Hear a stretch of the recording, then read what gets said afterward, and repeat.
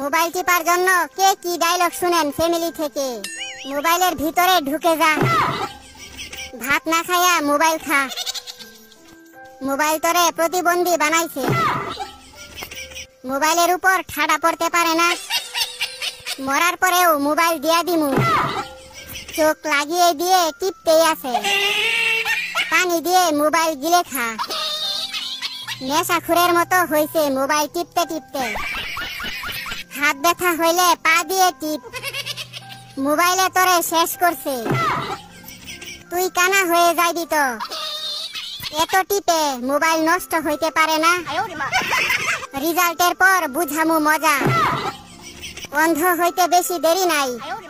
সারাদিন মোবাইলের মধ্যে কি দেখো? আমি বলুম না, আমার শরম করে।